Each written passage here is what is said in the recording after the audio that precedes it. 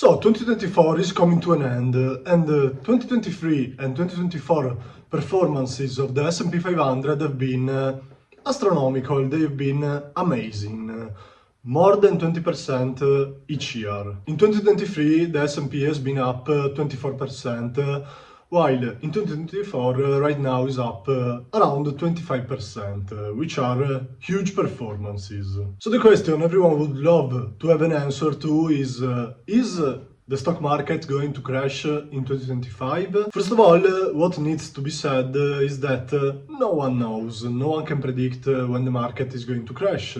But in this video we'll try to understand if it's high, too high perhaps, or not.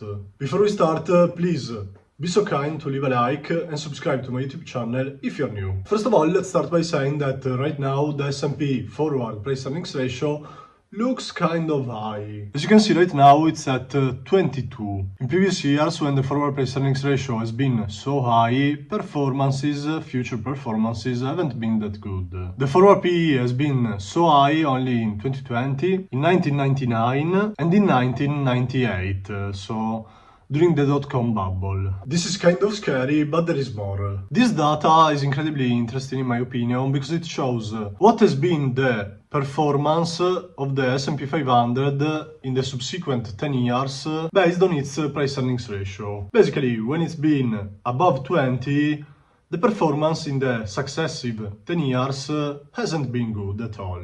This chart is extremely simple. The lower the forward PE, the better the performance. Furthermore, Warren Buffett has been selling. We all know he's the goat of investing, he's the best investor ever, and he's just selling recently. He keeps on trimming his positions and is not buying very much. He also stopped buybacks. Therefore, he probably thinks the market could be a little bit too high. He's simply following his rules. He's being fearful when others are greedy. And the Warren Buffett indicator, the Wilshire 5000 to GDP ratio, is at all-time highs, which is not something very good. So the valuation of the market doesn't look that cheap, doesn't look that interesting. While macroeconomies are doing pretty well, they are holding on. Companies are reporting growing revenues, but there are also some problems. For example, China is having a hard time, which was actually confirmed by the fact that the Supreme Leader Xi Jinping announced some stimulus measures to wake up the economy, to give some confidence to consumers who seems to be worried. And also in Europe the situation doesn't look that amazing. Germany is having a lot of troubles, both socially, economically and politically. Therefore, with Germany being the strongest European economy, this could be a problem in the future, in the coming years. But on the positive side of things, we can find some sectors which look kind of undervalued. For example, many cyclical sectors look kind of cheap, or at least fairly valued, like for example semiconductors, luxury, retail and automotive. Probably in those sectors there are some good investing opportunities. And furthermore, we also have some stable sectors like the beverage sector, which looks fairly undervalued with a lot of interesting names. So I simply think that it's impossible to predict whether the market is going to crash or not, whether it's going to perform well or whatever. It's impossible to make this type of predictions, but I believe right now is a time where being cautious is going to pay off.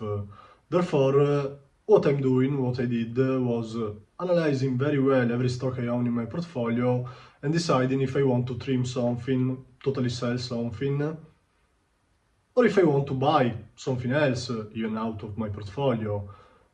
Because stocks have been going up a lot, therefore you're gonna have some stocks which are overextended probably. Probably you have very good gains and you can probably take some profits back home. So my advice to everyone watching this video is simply to analyze very well your portfolio, the stocks you own first, and decide if perhaps you could trim some positions. And in the meanwhile, perhaps keep on searching for new, interesting investments. But be patient, be cautious, and perhaps holding some cash could be a good thing. And if I have to make a bet, I'm not gonna tell you what the performance of the S&P is going to be in 2025, but I would feel pretty well betting that there is going to be a 10 to 15% correction. This is fairly likely, which doesn't mean the market is going to end the year negative, but perhaps there could be some drawdowns. That's it for today. Please let me know what you think about the stock market. Let me know if you think 2025 is going to be a good or a bad year, and please remember to leave a like and subscribe to my YouTube channel if you're new. See you next time. Bye!